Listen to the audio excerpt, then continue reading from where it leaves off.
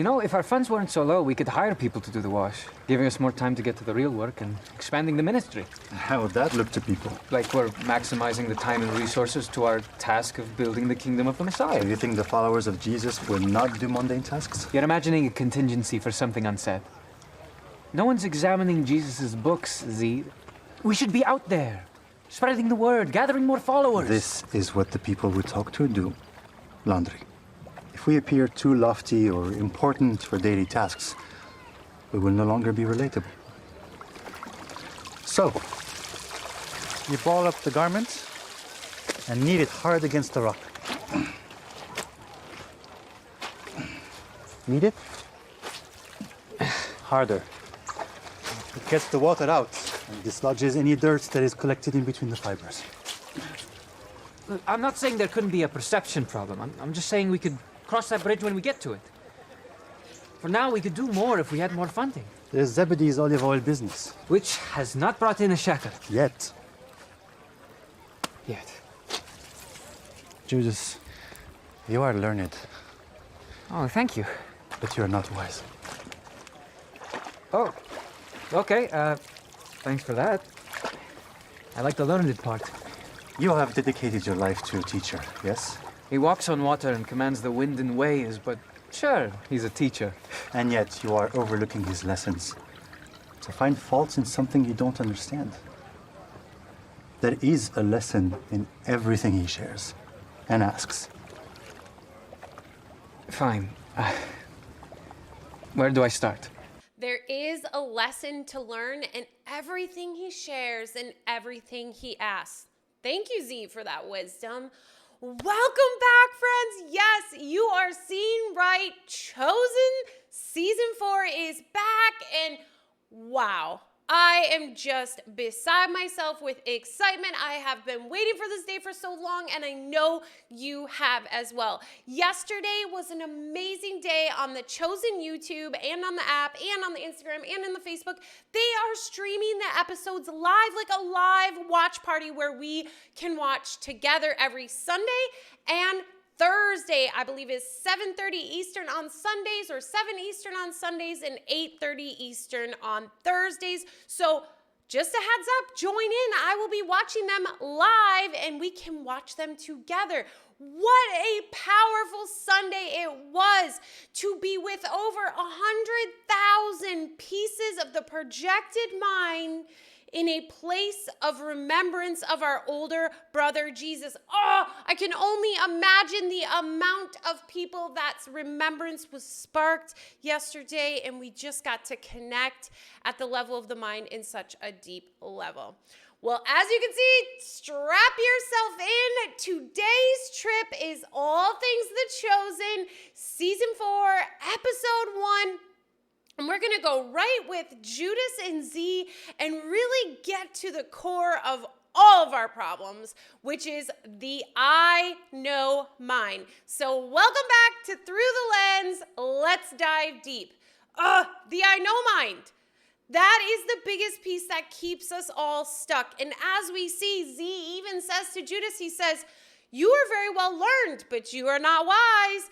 And learned is all of the things we accumulate within the illusion at the level of form that makes us believe we know how things operate. We know what is best. We know what to do and how to plan and where to go in order to obtain our happiness. But the problem is, you only know based on past references, whether it's your past reference or someone else's past reference, but you never are in the present then, friend. You are then bringing the past into the present moment to then predict the future.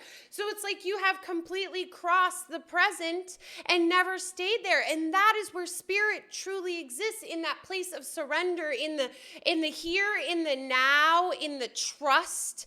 And that's what Zee is telling Judas. He's telling him, trust. Things are different. You have decided to follow a teacher, but yet, Judas, in the same breath, I hear you saying that you still believe you know best. If you still believe you know best, then that's not following. That's not surrendering. Because how can you truly surrender to someone if you still are constantly picking and choosing what they tell you to do and deciding if it fits you or not? Now, I'm not telling you that you need to have a teacher or that you need to have someone that you are following or some way.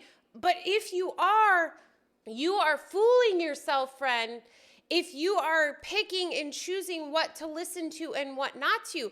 But a big piece here is, so after this part, Judas really surrenders. He's like, okay, teach me how to wash the clothing, because this whole conversation got brought up because Judas talked about how if they raised more money, they could pay people to wash their clothing so that they could be doing the real work, right? The real work, his I know mind is saying the real work is out spreading the message of Jesus.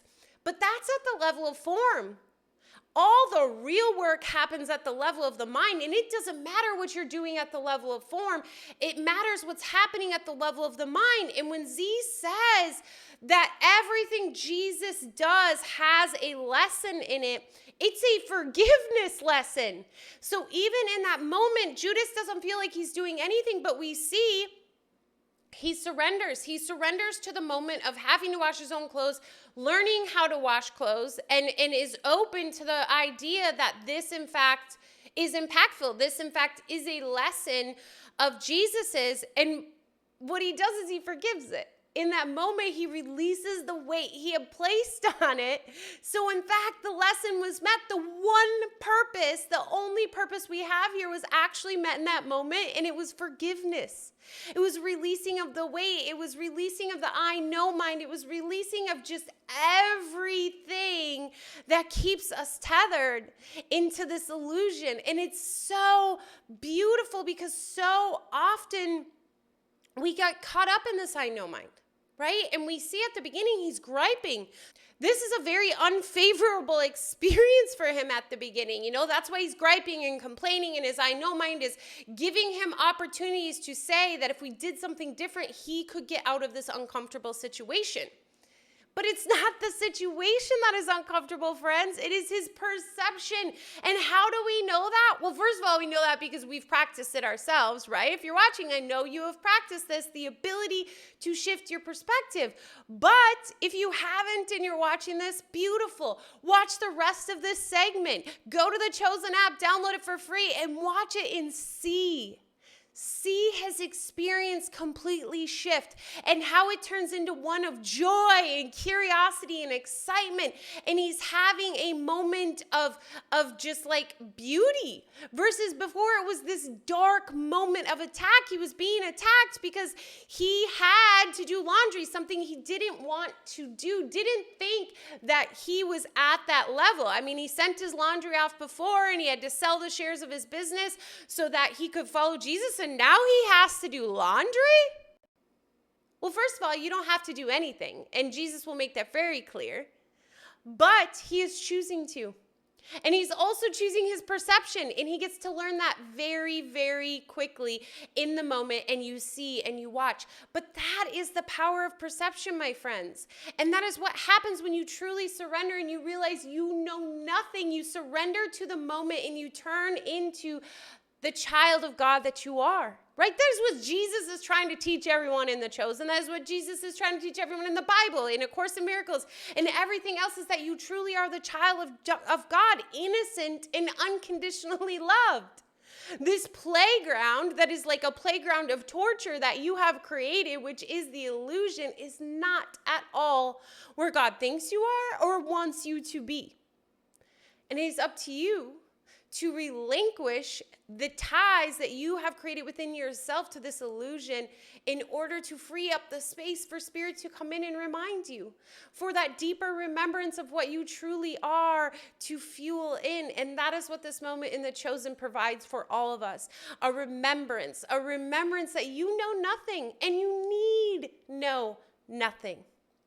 All you must do is surrender and trust and shift your perspective anytime you notice it, entering to that of fear and attack and pain and suffering, and ask Holy Spirit to help you back to where you are. Ask Jesus. The cool thing of The Chosen is we get to actually see a tangible representation of Jesus, but Jesus is still with each and every one of you watching this video and myself every single moment, and he's very much able to assist you in anything you truly ask and you truly are open to receiving guidance for. Yes! What? That was so good. I feel so good. I am so happy to be back with The Chosen. Like, this is just lights me up and sparks so much remembrance and just cleans my light off, and I hope it does the same for you. Make sure to share in the comments below. Like, this is an opportunity for us to connect at such a deeper level. And remember, I would love to watch The Chosen with you. So hop on their live stream. I watch it on the YouTube. I will be there this Thursday, 8:30 p.m. Eastern. And I would just love to connect at the level of the mind and watch such a beautiful representation of our big brother on the screen, reminding us that we're never doing this alone, and truly reminding us of what we actually are, which is we're the curious children of God that are sinless and holy, perfect, and just unconditionally loved. Oh, make sure to like, subscribe, turn on notifications. You know we've got more Chosen coming up, and I've got Jacob Collier conversations coming up. I've got more Kardashians. We are just blowing up here on Big Miracle Energy YouTube channel. Comment below if you have any other suggestions. But as always, my friend, remember, you are worth it. So much love. Bye-bye.